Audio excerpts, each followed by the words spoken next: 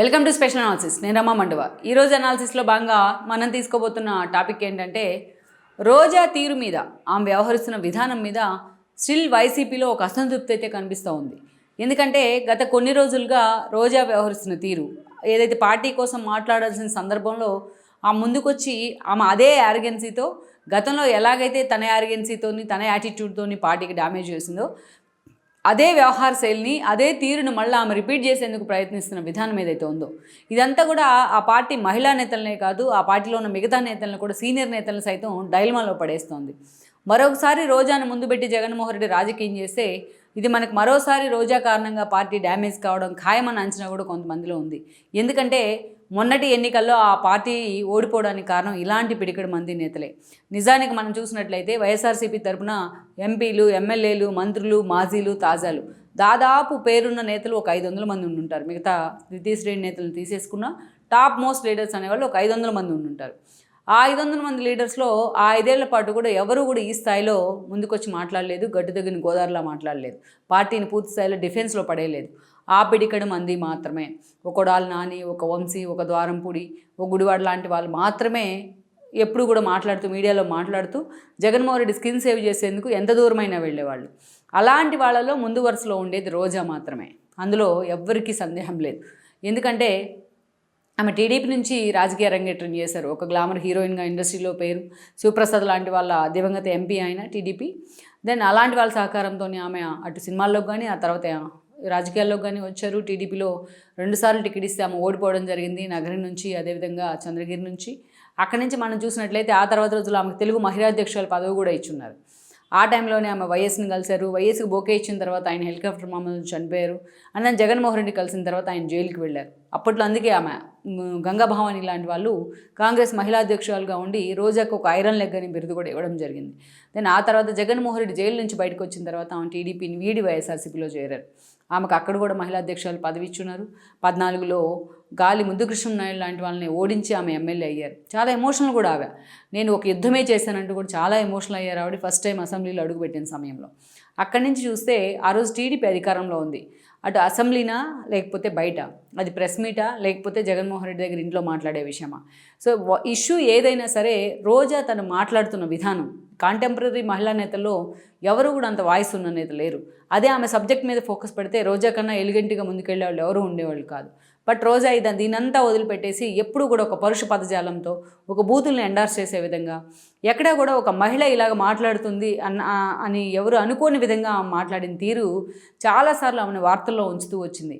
ఈ క్రమంలో ఇలాంటి యాటిట్యూడే అటు అసెంబ్లీలో కూడా చూపించి ఆమె 2 ఏళ్ల పాటు సస్పెండ్ కూడా కావడం జరిగింది. దాన్ని అక్కడి నుంచి అనేకసార్లు ఆ టీడీపీకి ఒక కొరకురాని కొయ్యగా మారింది అనుకోవచ్చు ఆమె రోజా. జగన్మోహన్ రెడ్డి స్కిన్ సేవ్ చేయడం కోసం ఆయన ఆమెను ఆ స్థాయిలో పార్టీ కోసం ఉపయోగించుకున్న తీరు మాత్రం నిజంగానే నభూతో నభవిష్యత్ అనుకోవచ్చు. అక్కడి నుంచి మనం చూసినట్లయితే 2019 ఎన్నికల నాటికి మరోసారి ఆయన నగరి టికెట్ ఇచ్చారు ఆవిడకి. నగరి టికెట్ నుంచి మరోసారి ఎమ్మెల్యేగా గెలిచారు. అప్పటికి గాలి ముదుకృష్ణ నాయుడు చనిపోవడంతో ఆయన కొడుకు భానుప్రకాష్కి టీడీపీ టికెట్ ఇస్తే భానుప్రకాష్ని ఓడించి మరోసారి జగన్మోహన్ రెడ్డి వేవ్లో ఆమె ఎమ్మెల్యే అయ్యారు.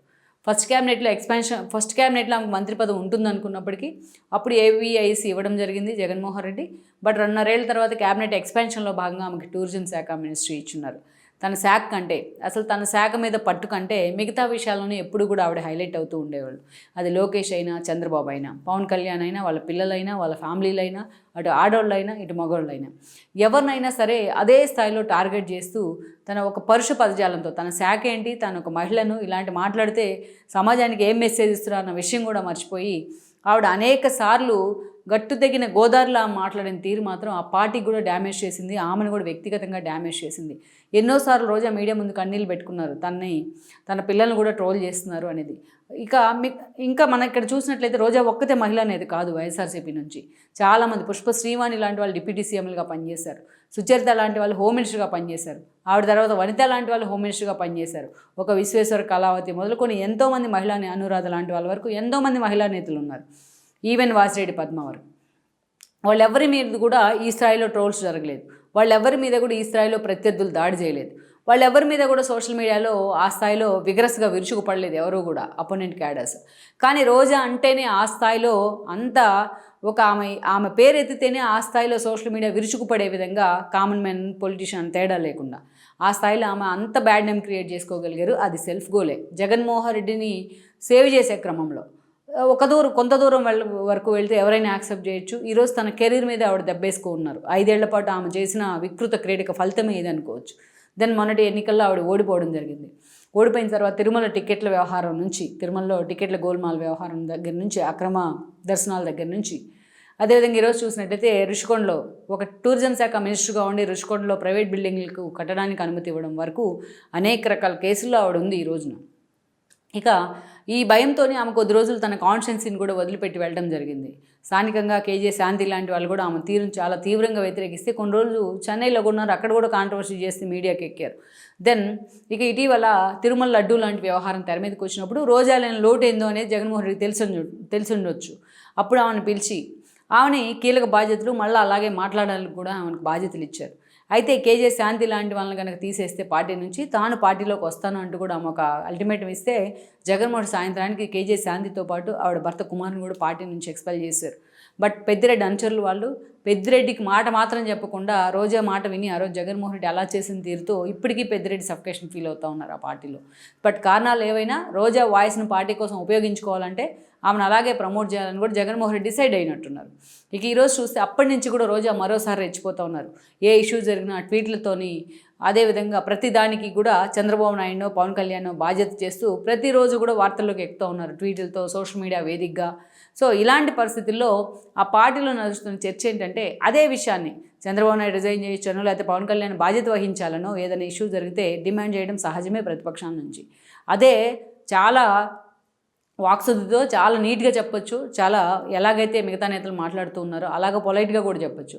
బట్ అదే విషయంలో మా గతంలో ఎలాగైతే కమెంట్స్ చేశారో అంతే అసహ్యంగా తన భాషను మార్చుకోకుండా ఆమె పెడుతున్న కమెంట్స్ కానీ, ఆ మాట్లాడుతున్న మాటలు కానీ నిజంగా ఈరోజు వైఎస్ఆర్సీపీని డ్యామేజ్ చేస్తూ ఉన్నాయి. మళ్ళీ రోజా కనుక ఇలాగే మాట్లాడితే మనం పూర్తిగా డిఫెన్స్లో పడతాం ఖాయమే. అసలు ఇష్యూ కూడా సైడ్ ట్రాక్ అవుతుంది. రోజా సబ్జెక్ట్ మాట్లాడితే యువతల వాళ్ళు కూడా సబ్జెక్ట్ మాట్లాడతారు. కానీ రోజా ఎక్కడైతే తన బూతులను ఎండార్స్ చేసే విధంగా మాట్లాడుతుందో అవే హైలైట్ అవుతూ ఉన్నాయి. సో జగన్మోహన్ రెడ్డి లాంటి వాళ్ళు మాట్లాడిన టాపిక్ అంతా కూడా పక్క పోతూ ఉంది. సో ఈ క్రమంలోనే రోజా తీరు మాత్రం ఆ పార్టీలో చాలా సీరియస్గా చర్చనీయాంశం అవుతుంది. మరి రోజాని జగన్మోహన్ రెడ్డి ఇలాగే ముందు పెట్టి కంటిన్యూ చేసే ప్రయత్నం చేస్తారా, ఆమెను కంట్రోల్ చేసే ప్రయత్నం చేస్తారా అన్నది కూడా మనం చూడాల్సి ఉంది. ఈ వీడియో మీకు నచ్చినట్లయితే please share, like and subscribe